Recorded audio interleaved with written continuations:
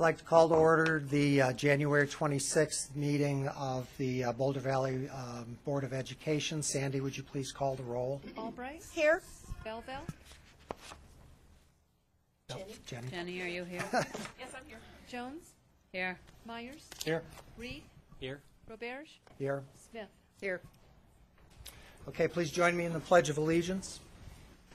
I pledge allegiance to the flag of the United States of America and to the republic for which it stands, one nation, under God, indivisible, with liberty and justice for all. Good evening. I'd like to remind all who have gathered here today that the mission of the Boulder Valley School District is to graduate students in the new century who have the knowledge, skills, and personal characteristics that will make this world a safer, more thoughtful, and more inclusive place in which to live. In support of that mission, I would like to begin our first agenda item, the Superintendent's Report. Dr. King.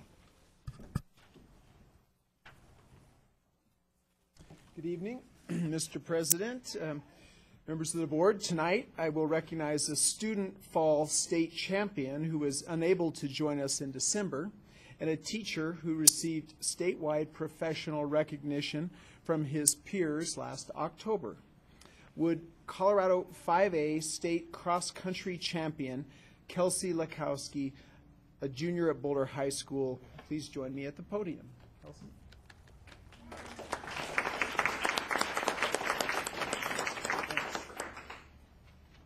Kelsey went undefeated in cross-country competition this fall. She also won the prestigious Liberty Bell Invitational, posting a time only 1 second slower than the 25-year-old record. In addition, Kelsey was the Front Range League champion, regional champion, and 5A state champion. She was a key contributor to her Boulder High Panthers team as they took second place at the state championship meet. Along the way, she ran a time of 17 minutes, 18 seconds, making her the second fastest runner ever for Boulder High School.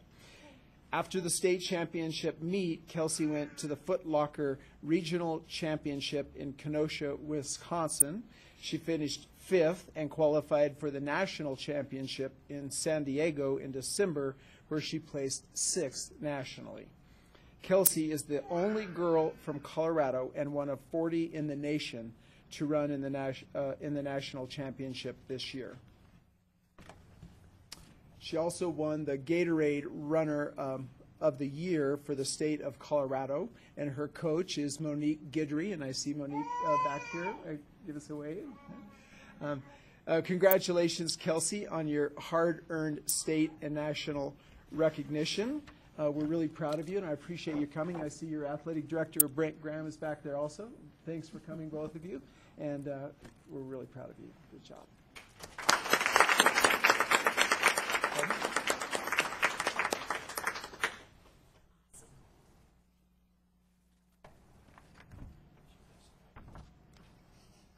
Would Foothill Elementary School physical education teacher James Brittenham please join me at the podium? James?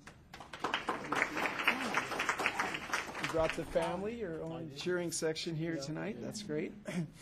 On October 30th, James was named Colorado 2009 Outstanding Young Professional by the Colorado Association for Health, Physical Education, Reaction, and Dance.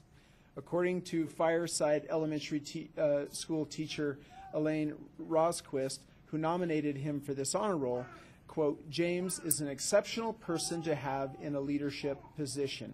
He understands the needs of children and is able to motivate his students to live an active, healthy lifestyle while treating them with dignity and respect. James not only teaches his young students the importance of physical conditioning, he also teaches the importance of community awareness and caring. In the past 2 years, James and his students have raised over $30,000 for the American Heart Association. Pretty impressive. Thank you, James, for your commitment to the total well-being of each of your students, and thanks for coming tonight. We're really proud of you.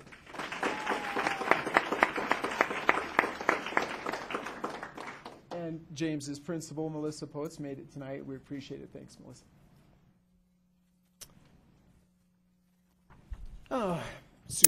Now for some other comments on the superintendent's update, Mr. President. The Colorado legislature is off to a faster than usual start, passing the key elements of the state's Race to the Top national entry, which the board endorsed on January 12. The reform of the Public Employment Retiree Association, or PARA, was heard in its first committee today. This is a bipartisan proposal intended to stabilize Colorado's public employee pension plan, watched closely by all of your employees, I assure you. Both Race to the Top and PARA reform could have budget implications for our district. At the same time that these two bills have been moving forward, the legislature's powerful Joint Budget Committee is moving closer to developing a proposed state budget for the 2010-2011 year, which begins July 1st. While July 1st may seem a long way off, it really is not, given the work still to be done by the state in each of Colorado's 178 school districts. I'm determined with the assistance of staff to increase the BVSD community's understanding of our challenges through education and communication. One way in which I will educate anyone interested is to, with the board's consent, set aside the first information item of this board meeting and the next 4 meetings for a public explanation of the financial challenges BVSD faces. We'll talk more about that in a couple minutes. It'll really be our desire to show how Colorado K-12 came to be in this crisis and the implications for BVSD and the options available to us as we meet this challenge.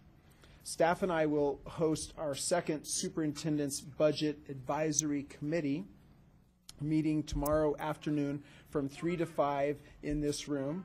Our main focus will be our current budget outlook and our reserves as a district. I'm personally speaking with as many school faculties as my schedule will permit. While when I cannot make a meeting, I will do my best to send a cabinet representative. Finally, and most importantly, I'm scheduling more community budget forums, 10 so far, than ever have been scheduled before in the district.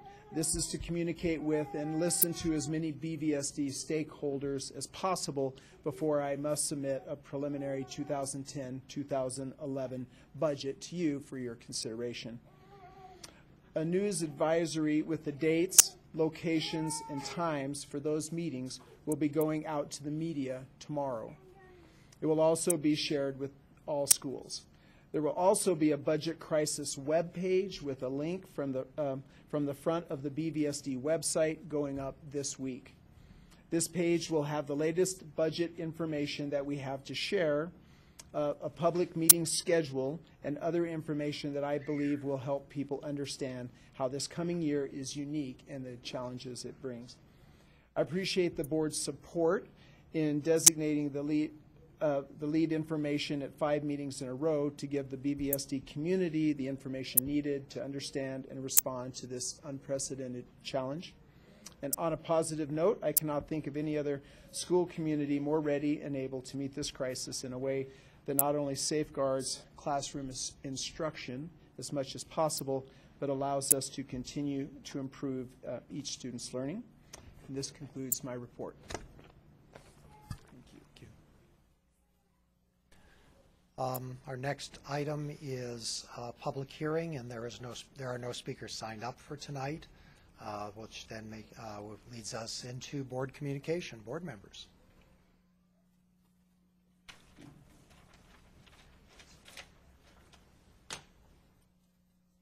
No comments?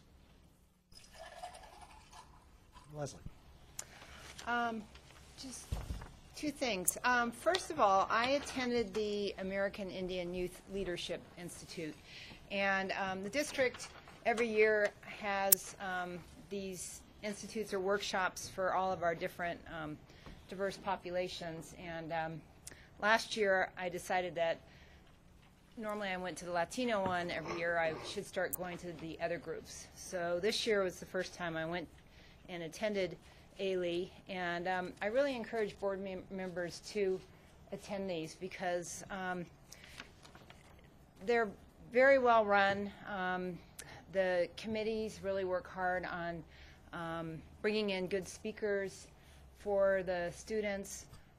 Last year I realized, and this year also, for some of our minority groups that are quite small, Native American population in Boulder Valley is less than 1%.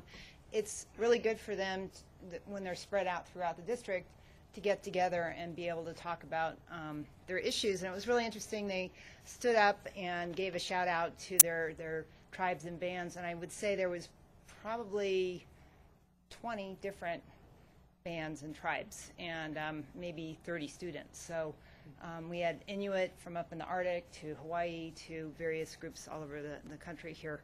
It was interesting. We even had some students come from Adams 12, or no, Jeffco, and we had some of the adults get together and talk about issues, and one of the women is American Indian and grew up in a family with 10 siblings, and she said that it was really frowned upon by her family to be educated, and she's now working on her master's, and she still has brothers and sisters that don't really talk to her because of this. And she said this is a fairly common issue. So, you know, everyone kept pounding on the idea that you need to get educated, graduate, go to college, get back to your community. And it was just great to hear these speakers tell their stories about what they faced as a child, and then how successful they've become. So these are just great forums, and again, I just think it's important for the board to hear from our different diverse students about the issues that they face. So thank you, Andre, for helping to put this on, and the others. And then the other thing I attended was the Boulder High Fairview basketball games at the Event Center. I'll tell you, there was a whole lot more school spirit than when you go to the CU basketball games. It was just fun to see teachers and parents and grandparents and students rooting against each other, and just that good team spirit. So, and I want to congratulate Kelsey, who this summer I was getting ready to take some stuff into Boulder High at a workshop, and all of a sudden I heard this little whew, and I turned around, and there she was, a streak of lightning running by and practicing. So very exciting. She just started running as a sophomore, and already she's breaking all sorts of records. So it's very exciting to have her here.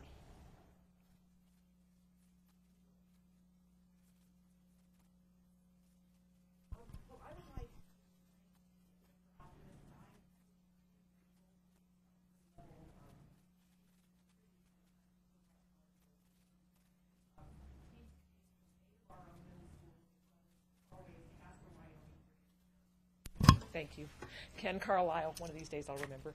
And it's a great service. The kids have a wonderful time, and it's a great service done by the Optimists for all these kids, so I'd like to thank them. You turn mine on, too. Lori. Sure, thank you. I did a couple of music things this week, and the first one was to go to the Bear Creek annual Martin Luther King Jr. Celebration. And it, as always, was very moving and very powerful experience, and it was bittersweet for me to have it be the last program that retiring teacher Dr. Anna Langness will be there for. But it was a great program, and Bear Creek Community just does a fabulous job with that event. Keeping with the music theme, Colorado Music Educators Association is meeting this weekend for their annual conference. And I'm really pleased to say that retired Fairview High School teacher Steve Christopher will be inducted into the CMEA Hall of Fame. So that's really great news, and he's certainly influenced thousands of kids in this district. This weekend I had the opportunity to participate in the CASB board retreat. It was fascinating. It was an amazing group of people. I was very inspired and humbled by the challenge ahead of us, and yet the work that is being done on the state level by our organization. I was very proud of the staff. I was really impressed with the board members in that room. We set 3 basic goals for this year. One, and I'm speaking from memory, this is not the final form, but this is the gist of what the 3 goals are.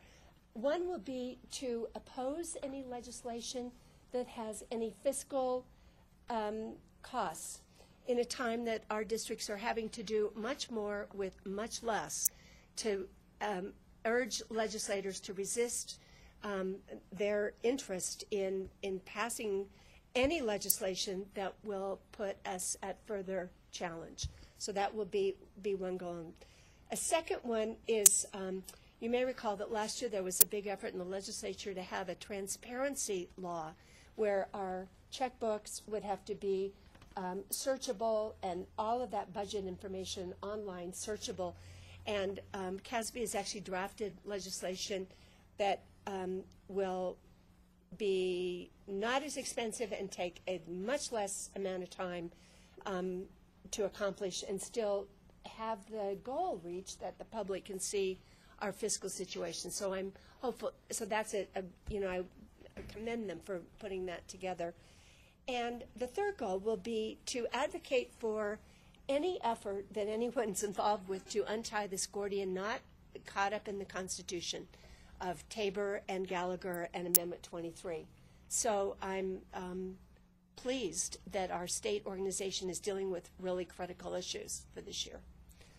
I read something really interesting in the Times Call today. This is, Jack Palmer met with St. Vrain School District, our next-door neighbor.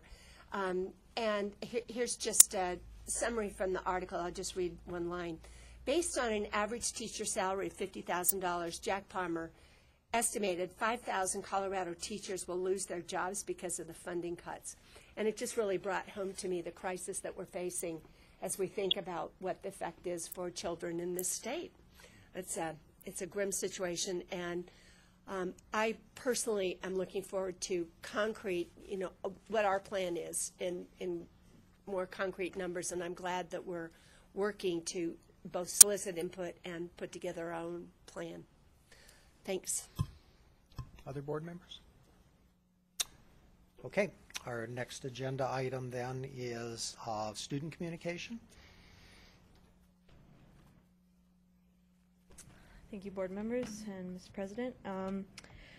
My name is Tori Himes. I'm a senior at New Vista, and I'm here from SAC, the Student Accountability Advisory Committee.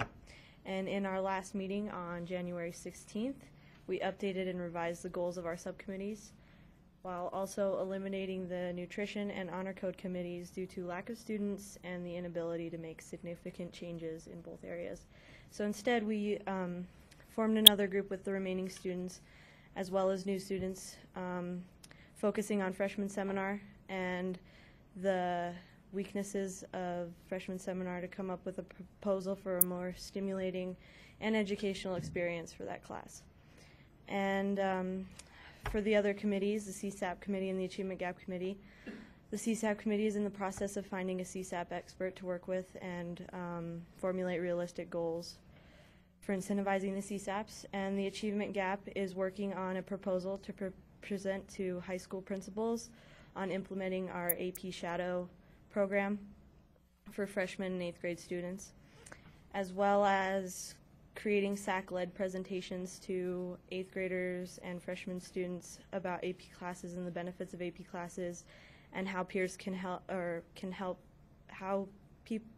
students can help their peers by influencing them to take AP classes. So are there any questions or comments? Board members? Jenny? Well, it sounds like you're doing real great work, and I'm really excited about your AP Shadow program. Do you think that'll be in place by the end of this year? Well, right now we're just looking to talk to high school principals, so hopefully if most of them are on board and they can help us implement it, then hopefully it will be in place as soon as possible. Well, good luck with that. I think that's a Thank great you. idea. Other board members? Okay, thank you, Tori. Thank you so much.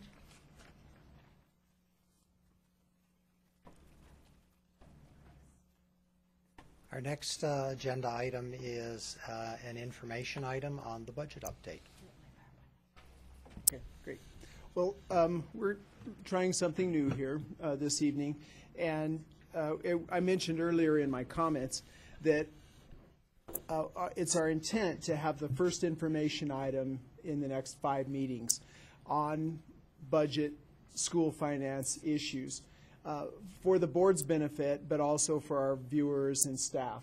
And we have the ability now to post these 5 meetings sequentially on our website in a conspicuous place so that anybody who wants to really get their arms around School Finance 101 can go on to the website and watch these 5 information items sequentially. So we've planned them kind of from beginning to end, and we're trying to tell a story that's a pretty complicated story about how schools are financed. What are our revenue streams? How does money flow out? What are our expenditures?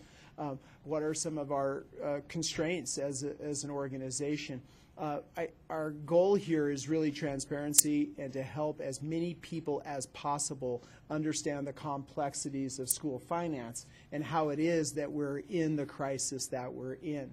It's not a subject that lends itself easily to sound bites, and we don't want to minimize the complexity of this. So we want to devote the time necessary for people to really understand it. It's not in lieu of the budget meetings that we'll have in the public. It's in addition to those public meetings. But we really don't have a better medium to communicate to the public than this television station. So our audience, while of course it's the board, is more broadly the viewing public. Leslie and Bill.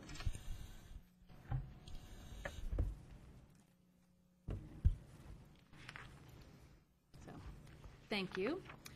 So we want to start out our first presentation with a brief overview of kind of the recession and why the state and the district are kind of in the situation where we are now. So we thought we would start with a conversation about the School Finance Act. First, if we use 1988 as the benchmark, you can see that the proportion of funding for K-12 education was split at that time between 45% state support and 55% local district support. You can compare that between 1988 and 2009 to where we are now, where state support is now 64% of K-12 funding and local districts only have 36%. Other important factors affecting K-12 funding over the last couple of decades include, and we could probably talk about these individually for a long amount of time, but just to kind of list them as they impact K-12 funding, is the 1982 Gallagher Amendment, 1992 Tabor Amendment requiring our 3% reserve, Amendment 23 in 2000, which guaranteed for us inflation plus growth plus 1%. And then in 2007, there was the mill levy stabilization, which has been tested since then, and the district for BVSD has now its School Finance Act mill levy set at 25.023, and it's not continuing to ratchet down anymore. So as we look at the state of Colorado's revenue over the past 5 years, you can see that it has been increasing slightly up until 2009. It was increasing more slowly as you go up to 2009. But in 2010, we had an actual decrease in total state revenue of almost a 15% decrease. And I don't know how well you can see this, but you can see the dark blue and the pink on top.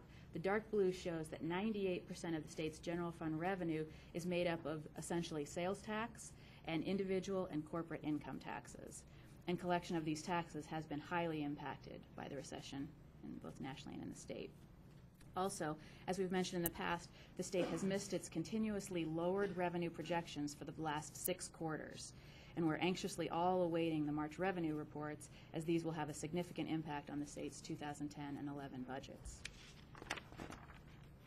This chart shows that in another way. It shows when you look at the green and the blue parts of the pie and the pink with just the orange part left, that's the 98% of the state's general fund revenue. That's, again, the sales tax and individual and corporate income taxes. Impacts of the recession on businesses and individuals does have a direct impact on the amount of income tax and collected by the state. And having less money to spend means that less sales tax is collected. And so while there are indications that the economy has been turning around, we're hearing that in the media, as you can see, there's still that lag in any improvements to the state revenue collections, and we don't yet know when that's going to turn around. Maybe in March we're anticipating to see where that ends up. So as we look at the state's general fund expenses, we see that K-12 funding makes up over 43% of the state's total budget. You can see the blue line is the K-12 compared to the green, which is the total state budget. That did go down. It started to ratchet down a little bit when they had the mill levy stabilization in 2007, but it's been going back up again as the total pie has been decreasing. This graph shows the expense percentages for the other key areas in the state's budget compared to the K-12 budget. And if you see here, you can see there's us at 43%, and we've started to level off as we did this year with our fiscal emergency reserve. And you can see these other line items here. When you add K-12 and higher education spending together, we are 50% of the state's total budget. And when you look at just the two top things, K-12 education and human services and healthcare, we're 75% of the state's total budget. So how has that impacted BVSD's funding over the last couple of years? With lower than expected revenue collections at the state, including a decline in the current year, these have really directly impacted the district's operating revenue. In 2008 and 2009, the state rescinded $1 million from the district mid-year, and in the current fiscal year, the district was required to establish a fiscal emergency reserve of $3.8 million. We expect this amount to be officially rescinded by the end of the month or sometime soon. We've also been notified by the Colorado Department of Education to expect an additional rescission of $700,000 for the current fiscal year. And whether or not that will increase, I think, will depend a lot on this March revenue report. So in addition to the reduced state revenue, the district has also experienced reductions in revenue on a local level due to the recession. In 2008-2009, we had an unexpected shortfall of $1 million in property tax collections. Hopefully that will work its way through the system, but for the current fiscal year, we were $1 million short in those property tax collections, in addition to $1.2 million less in specific ownership tax collections, which those are the automobile tax collections as people were buying less vehicles. That translated to less revenue for us. And we had $400,000 less in interest earnings, which was $400,000 less from the year before, and translates into total less revenue for the district of significant amounts of money. So that concludes kind of our brief overview of the state and local funding challenges we've had over the last couple of years. At the next board meeting on February 9th, we'll take a closer look at the district's general fund. So we'll focus back on the district instead of just the state, and we'll take a look at the general fund revenues and expenditures over the last couple of years. And with that, Bill and I are available for any questions you might have. Board members? Questions, comments? Elaine? I just want to thank the superintendent and Leslie and Bill for doing this. I think it's complicated, and it's important that our public understand what the situation is at the state and how that trickles down to our budget and how that will ultimately trickle down to really difficult decisions that the board will have to make. So I think it's great that you're bringing this information forward, and I think you just said it will be the next few meetings. 5. This is one of 5 in a row. Okay. If you need more, I would vote that if you need more time at a board meeting to cover it more in depth, because we'd really like this information out there before we start wrestling with the budget, I would be in favor of allotting you two items on the information item instead of one. Any other discussion on that by other board members? Jen? I've got a question about that $700,000. Thank you. I have a question about that $700,000 rescission that's on top of the $3.8 million. Had we planned on that, and did we budget for it, and how are we paying for it? No, we did not, and we received that information a couple weeks ago from the Colorado Department of Education. They held a conference call for all districts to sit in and listen. So it has not been budgeted for, and so we'll be talking about that at the next board meeting, how that's going to impact our mid-year look at the school district from a quarterly basis. Because we have to pay for that this year, right? That's correct. Leslie? And that cut is because of the extra student growth and the larger number of at-risk students, right, which the state is not going to fund. Right. So across the state, the state projected growth in students, but they didn't project enough growth. So under the existing School Finance Act, they had to go back for a supplemental budget for an additional $19 point something million across the state, and that's not being funded. So for equity purposes, they took that and spread that across all the districts and taking a little bit back from every student. Thank you. Comments, questions? Lori? Yeah, I think I heard you say that you would put this very presentation we just saw on our website. Yes, we're setting up at the center of our homepage, a budget crisis section where there will be budget information on a variety of topics designed to help people understand our financial condition and answer questions. And in that section, there will be links to each of these sequential 5 information items. So for people who really want to get their arms around our numbers, they can go back and view these multiple times and use it as kind of a course almost. Thanks. I just think it's really important to get this out, and thank you for doing this. I would just agree with Helene. It's hugely complicated. I struggle with it every time I even think about it, and examples are helpful, and lots of detail is really helpful. I mean, some people want just the gist, but a lot of people are very interested, and given what is facing us, I just think it's important to have more information. So thank you for what you're doing. Okay, thank you. Other board members? Yeah, I'd like to add my 2 cents to that too. I think this is important to get these data out for people. I think it's useful for us to see it in perspective. It's even sometimes I think I have trouble getting my arms around. There's so much detail and so much complexity to this. It's just good to see these things. And of course, the other problem is that they change periodically. And so just when I think I have the numbers memorized, something else changes. And so it's good to have the refresher. So thank you for doing this. I'm hearing pretty much unanimous. A little louder. They can't hear you. I'm sorry. There's pretty much unanimous agreement that, yes, go ahead and take this time at the next meetings. Okay. Very good. Thank you. Thanks very much. All right, our next agenda item is the consent grouping.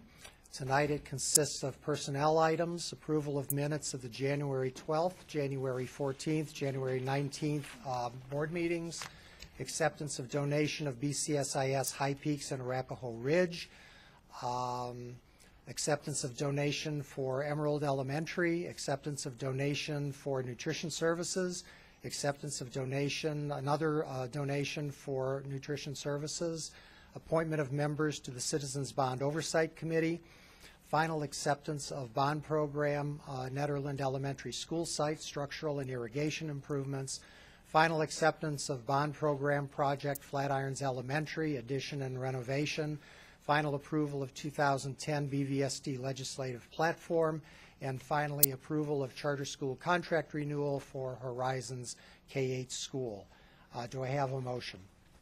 Jim, seconded by Leslie. Does anyone want to pull any of these items? Hearing none, does anyone want to make a comment or ask a question about any of these items? Leslie.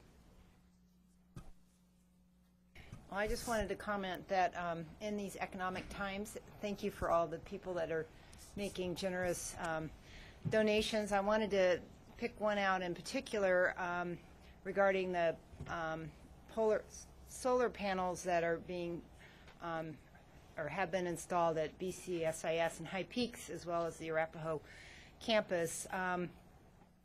What I find particularly intriguing with these installations is not only are they going to have the PV, but also there's a monitor that will show the energy consumption and then convert that to the amount of carbon dioxide reductions. And I think that, tied with curriculum that they want to develop, will really show students how alternative energy can really make a difference in our carbon footprint. So thank you to the Center for Resource Conservation that brokered a private donation for these 2 systems. And hopefully we have 8 schools now that have PV systems, and hopefully we'll continue to keep adding that on to our schools. Any other comments or questions? I have a question.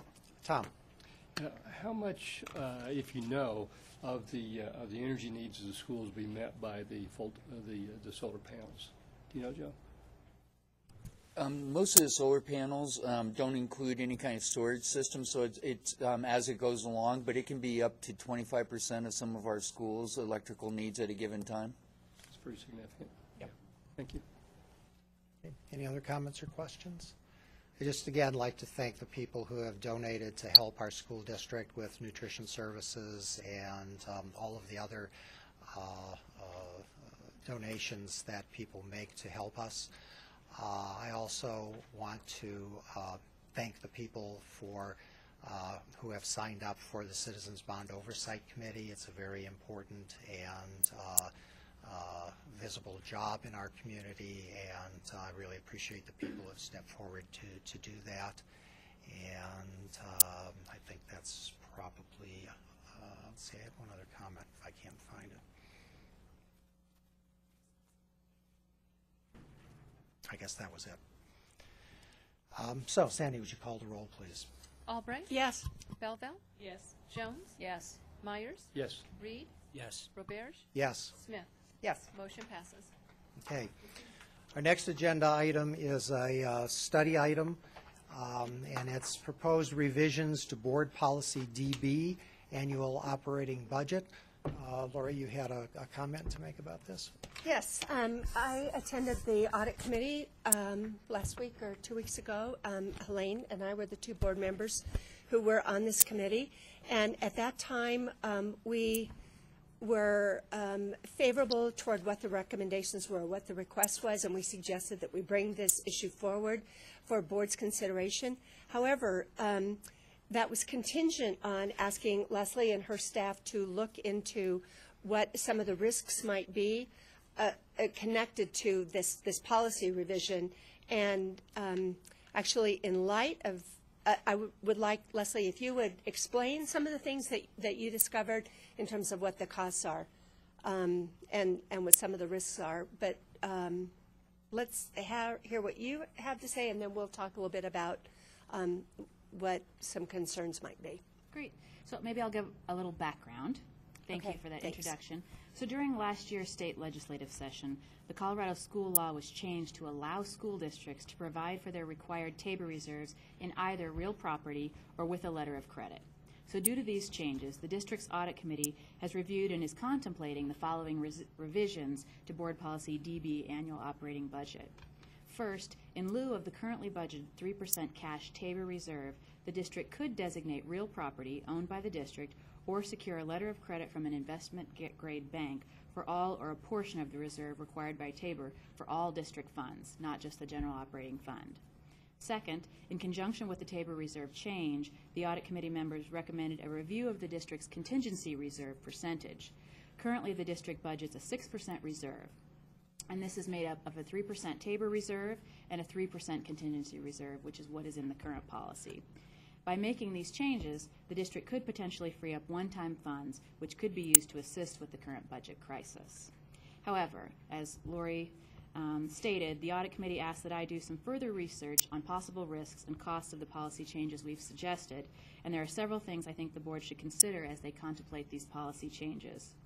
We found that 2 districts have taken this approach to TABOR and have secured letters of credit for their TABOR reserves.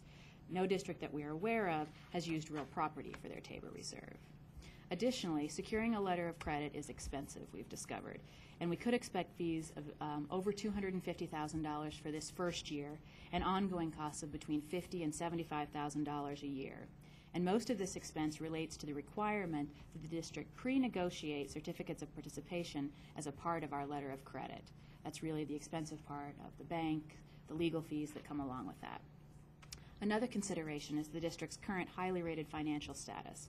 Concerns have been raised that by reducing the district's cash reserves, we risk being downgraded by financial rating agencies. This may be another reason why the 2 districts who have chosen to move their reserves have used a letter of credit, as that may be perceived as a more liquid than real property. Finally, consideration should be given to what an appropriate amount of available cash operating reserves is that would allow the district enough flexibility during a fiscal year to react to any unexpected revenue fluctuations. And at this time, we're also continuing to explore other possible risks that the district might incur by taking these steps. So that'll take any questions that you have or discussion. Board members? Blaine? Or Lori? Well, I just want to echo what Lori said. We started looking at this at Audit Committee because of questions we had about the legislation, and was this a good move for us relative to our reserve policy? I don't think at this time we could consider anything that would actually have additional costs to the district. You know, the whole idea here was to find ways that we could look at manage our resources even more conservatively than we have. So I think that were this to have come to the Audit Committee with the information that Leslie just brought forward, I never would have supported bringing it to the board. I don't know, Lori, you're chair, so you can kind of. Well, and I would just say that, I mean, that was exactly what happened in the conversation. It was an idea, a place where we might be able to find some additional money to deal with, you know, budget issues and crisis issues. But, you know, I'm glad, you know, that you took the time to look at it and discover what the additional cost might be and what the additional risk might be. And, you know, I'm pretty convinced that at this point it's not a good decision because of the costs and the risks that are associated at $250,000. And it's also pretty, I mean, of 178 school districts in the state of Colorado, only 2 have looked to do this. Both of them have used a letter of credit and incurred sizable costs. The very fact that only 2 out of 178, and that gives me a lot of concern. Leslie? Well, I would just like to add that, you know, on face value, it sounds great. But doing the research, there are costs, and my first reaction is, was, you know, we can never put that money into our buildings because we can't sell our buildings. So, you know, a letter of or a credit, would be the alternative, but it's just prohibitive. I mean, my sense is this is a rather complicated issue, and it might be a good idea so that we don't lose all of this research for you to create some kind of a document for us. And I would suggest that until we see that, we probably don't want to bring this back until we have a chance to really understand this. So. And what I would say is I think it's, I mean, all of us are looking for places where we can deal with this budget problem, and I think it's really instructive. It's just the same way you gave this presentation earlier about the history of the budget. I think this information would be useful. I mean, I'd like to see it in writing, but also to have it be on our website so the public can see exactly what the costs are and what the concerns are. So, I mean, it's available to everyone as we're trying to wrestle with both the policy issues and the financial issues. Sure. So that's what I would request, I think, at this point. Okay, so I guess we'll wait for that report and then Great. decide what to do from there. Okay, thank you. Very good. Thank you. Thank you. The next study item is the proposed resolution regarding the Colorado school finance litigation. You have in the board packet a draft of a resolution, and I think this is now the time to discuss this. Kathy Gebhardt, I notice, is in the audience in case we have any questions. She has a sick child at home, so it was nice of her to come out tonight and be here ready to answer questions. And I think we had some I've also done some research on how we would fund this if the board chooses to support this initiative. So when and if you're ready for that conversation. Okay, it's probably, let's have that conversation right now. Yeah. Wait.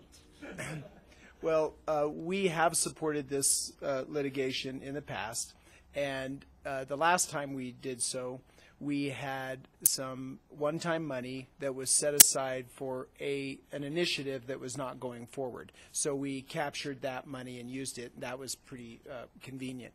We don't have a similar situation this budget year. And also because of the $700,000 mid-year rescission, we won't have one-time money sitting on the table at the end of this year. My suggestion, if the board chooses to support this, is that we budget it as a line item in the 2010-2011 budget. And we simply put a line item in there and leave it in there. And then I've discussed this with Kathy, and it's acceptable that they would receive the money after July 1st to whatever amount the board wishes to provide. Okay. Okay. So with that lead-in, board discussion. Go ahead, Jim. I'd just like to say this fits very well with the information item we had about the budget and how the state goes about financing K-12 education.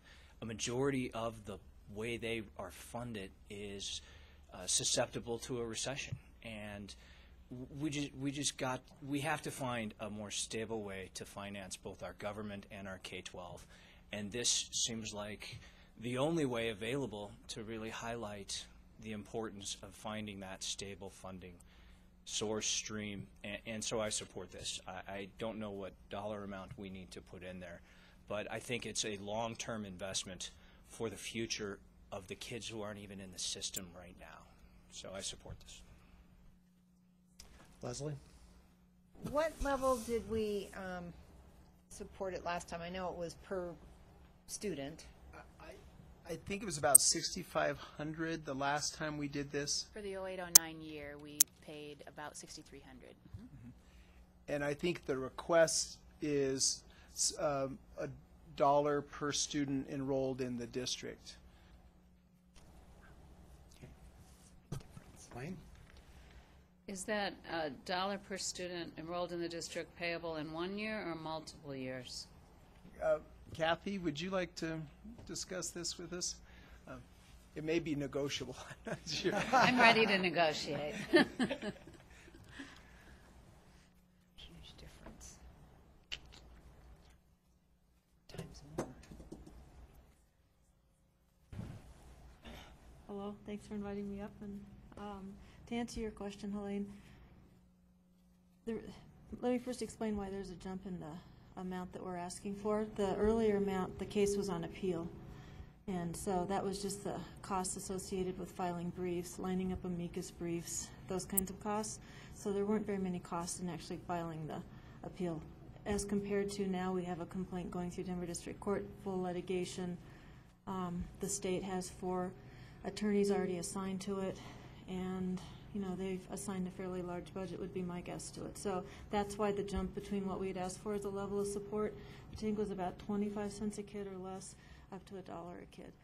I think I talked at the last time about the ACAL committee, the Advisory Committee on Adequacy Litigation, which is staffed by Case Casby, CEA, CFO, superintendents, teachers, board members hopefully soon. And they're the ones who set the level at $1 a kid. And if we did that in 10, I would be happy to come back after next year's budget to let you know if we need that for 11, which is when the case is going to trial. Because I don't know how to answer that question for the budget year that would be 11-12, which is when we think the case would go to trial. So it's a 2-year intensive request. So $1 a kid would get us to the beginning of trial, I think, if my best estimate as to what the trial schedule would be. And I don't know what the ACAL committee would say for the following year, because we haven't budgeted that far out. The $1 a kid was for this budget year and next budget year, payable over 2 years, or so it'd be 50 cents for the 09-10 and 50 cents for 10-11, or $1. Does that make sense? Yeah. Right. And so then we didn't look out past this next budget year. And that decision is, we have input, but the ACAL committee and the John Hefty and Ken DeLay, who sent the letter out, set the figure based on our projections. Okay, Colleen? What kind of contributions are CASE and CASB making financially to this lawsuit? Sorry to laugh. They're different organizations, and so there's some dispute as to how to count contributions. But CASE has come forward with their business officers and their superintendents already and has put up $10,000. CASB sees their contribution in trying to get boards around the state to help, and as the kind of the repository and the reviewing entity. I mean, to be candid, there's some dispute as to what CASB, how to count those contributions, but they've been very helpful in being the repository, sending the letters out, kind of monitoring that.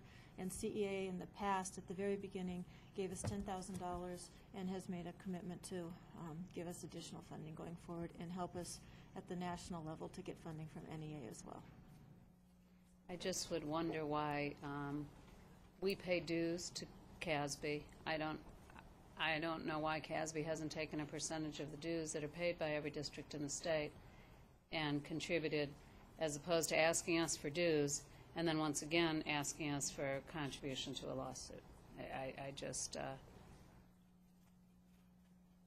I hope you appreciate I can't answer Nor can we vote on that. Right. Lori? I'll take that up with CASB. Good. You're on the board. I am. I am. That's why. Yeah. Yeah. I see this as a long-term strategy of where it is about the only bright light on the horizon. I don't see the legislature as being able to act to protect us financially in any way, and I'm glad that the judicial system, the Colorado Supreme Court, has said that we need to hear this case again, and I'm hopeful that you win, and I think we should contribute what we've been asked to contribute, which is $1 a student, and step up to both set an example and join with other school districts that have also agreed to pay $1 a student. I think it's a financial question, Chris, the way you think it would be best, 50 cents this year and 50 cents next year, or $1. Well, I'd leave it to you and Kathy to iron that out, although maybe we need to be more specific here. I think what I'm recommending is that we don't have the 50 cent this year. Okay. And so if the board wants the 28,000, that the time to do it would be on or after July 1st. Okay.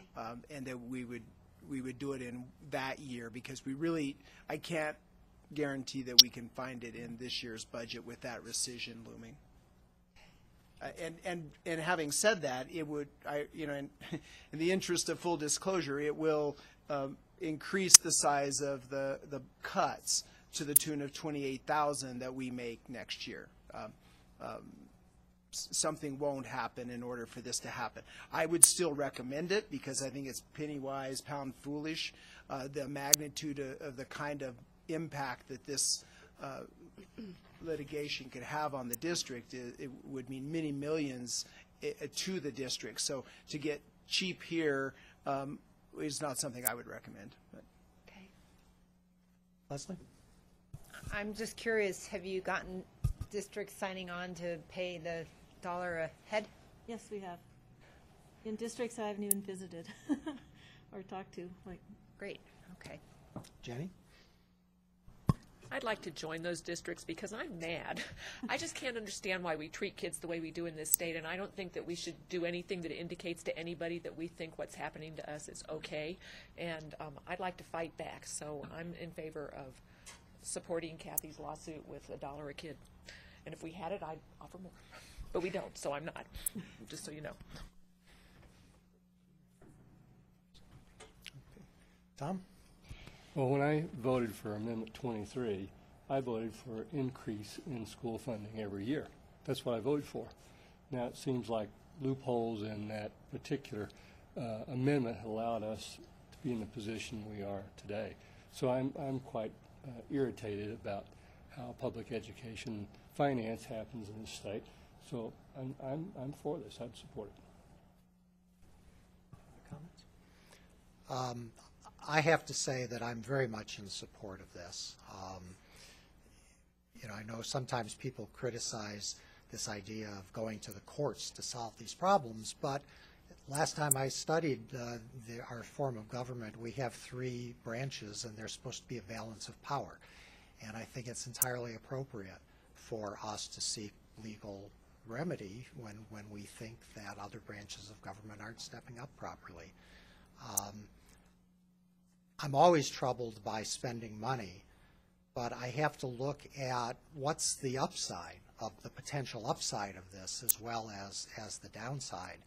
If we could, right now, I think the latest numbers we have shows that we're about now almost $2,000 below the national average in our per pupil funding. So if we could bring that up $2,000 to just the national average, we're talking about many millions of dollars for this district. The return on investment, yeah, $60 million. The return on investment here is pretty substantial, even if the risk is relatively high. And I think that's, you have got to look at the probabilities, but you also have to look at the magnitude of the potential benefit. And I think the benefit is pretty high here. So I guess at this point, I would be willing to bring this resolution forward with the amount of 1,000, or yeah. What's the total amount? 28,000. Sorry, I have to do the more or less. $1 per student, and payable, out of next year's budget. Let's write that into the resolution, and bring it forward at the next meeting for a final vote. That would be my proposal. Lori? It's a parliamentary question. Can we lock in now or next week if we approve that resolution with a dollar amount? Can we lock in our budget? I mean, is this a firm commitment before we finally approve our budget next June? Good question. You may know. Do we have Melissa? Well, the question is the resolution binding if we haven't finished our budget or finalized our budget? I mean, I think that's kind of the issue.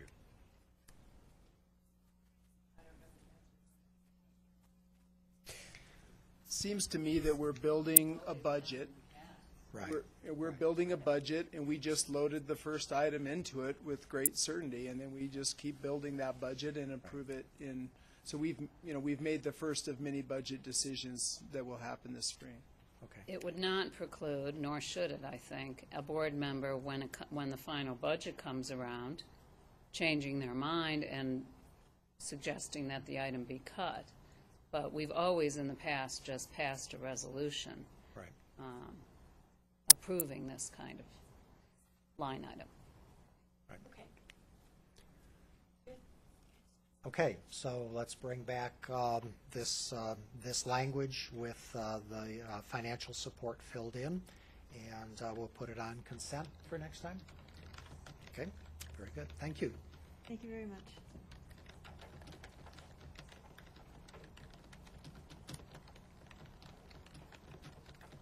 Okay, our final, our almost final study item is the 2010-2011 calendar change.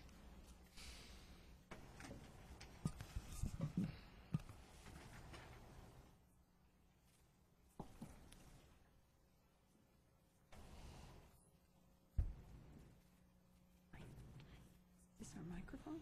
No. New microphone up here. Okay. Can we hear both of us? Just keep talking. Okay. Good evening, Mr. President, board members, and Dr. King. We're here tonight to talk to you about something that came to our attention this year. We know that you have passed a calendar for the current year and for next year, but we are here representing teachers and administrators at the elementary level, and actually Melissa Tingley also came to us with a concern about some things that happened earlier this year that we didn't anticipate. And it's not a dramatic change actually to the calendar. In some ways it's not even, it's sort of an amendment to the calendar, but we wanted to bring it to your attention and see if you would be willing to give us your approval for this change. The Colorado Basic Literacy Act requires us to administer assessments called the DRA 2 to students who are in kindergarten through 3rd grade. And so in doing so, we started this last year in May, and we found out some interesting things that we learned about at the beginning of this year that we needed to respond to. We found that many of the students who had been tested didn't really need to be tested again. In fact, it was better knowing those students a little bit longer and then testing them later in September, instead of testing them right as we had intended and put it into the calendar at the beginning of the year during 5 assessment days. So teachers could take any 2 of those 5 days for assessment, and they found out, though, that by having an extra month or so really helped them diagnose their students much better and group them much better. So I'll have Angel talk with you about the calendar recommendations that they have for us now. So what we would like to do is move the 2 assessment days that are in August before students start into September and back them up with the professional development day that's already scheduled. It's already on the calendar. So all students would start school on August 17th in 1st grade through 5th grade, but then in the 17th, the day right before the professional development day, we would have an assessment day so that students would be able to be assessed and get more specific data for teachers to group students and plan for instruction. That would also then, we would use the 20th, which is that Monday, for teachers to come together and share their data across teams. So the special ed teachers, the ESL teachers, the literacy interventionists and classroom teachers would share the data from the assessments that were done. Then they would help to support a plan for all the kids. So in summary, let's state, so what we want to do is instead of having the assessment days be at the beginning of the year, we'd like to switch them to September 16th and 17th, later in the year in the fall. And so we stand ready for your questions. Board members? Jenny? I have a question about what assessment. Oh, thank you. I have a question about what assessments really look like. Can a classroom teacher really assess an entire class of kids in one day with this DRA 2? Well, that, again, with moving it into mid-September, it gives teachers some, we have a 5-day window in which we need to test according to our contract with the teachers, that they have 5 days that we complete those assessments. So teachers can, before the 16th, begin to do some of those assessments within the classroom so that the students that need to be finished with the test, that they need to finish up testing could be done on those other assessment days. Thank you. Tom? Would you plan to change your assessment approach a little bit, since you would have now nearly a month or so with the students for the teachers to, have another dimension to work with? Definitely. What we're looking to do is use the May data, which is the same assessments, the DRA2. It's required that we turn data into the state in May. So we would use that data in August during teachers' planning and professional development time to screen students and group immediately. So when students are coming in that first day of school, the teacher has looked at the data from the past years as well as the May data and can start instruction immediately. So, and then we would look at ongoing assessments, more informal assessments that the teachers would do through then September, and to know their students well enough to know what level to begin to test on and what skills with phonics and phonological awareness that each student need to be diagnosed for. So to answer your question, that's a great question. Same test, but different depth for different students. Jim? I have a couple of questions on this. So one, I've had a hard time getting my hands around this, and I kind of came to the conclusion. I was misunderstanding. Are the assessment days in September, then would those be days that students, as they would currently, come to school for the assessment and then go back home? That's one question. Yes. Because I feel that, this may pose a burden on working parents, because when you're talking about the assessment days at the end of summer, there's infrastructure in place within the community. Putting one day in the middle of the year makes me concerned a little bit. So it leads to my second question, which is, Of the calendar committee, how many parents were on it? Could we get a list of who was at the calendar committee meeting the last time to see who was there and whose input was gathered, so that we've addressed that concern? Sure, we can send you that. And there were parents on the committee. I don't remember how many. I don't either. We'll get that, we'll get the list We'll get to you. it for you. Lori? Yeah, I don't know. You said you had a couple questions. So I understand. Oh, sorry. Yeah, thank you. So that week that there's assessment week in the middle of September, it's 5 days? No, 2 days. It would be the 16th and 17th. 2 days in September. And those 2 days would be days that children would not be in school except for an appointment, a half-hour appointment? It would be a block of time, like a 2-hour block of time, so that they would go through a variety of assessments during Okay. that time, not a half hour, because we're looking to do more than screen students. We want to really be able to diagnose very specifically what they need. So I was just trying to think about, so these would be 2 days that children would not be in school except for their assessment time. I worry about the same thing that Jim's talking about. Just, because we get complaints from parents who are worried the kids are not in school. I understand we need to do the assessments.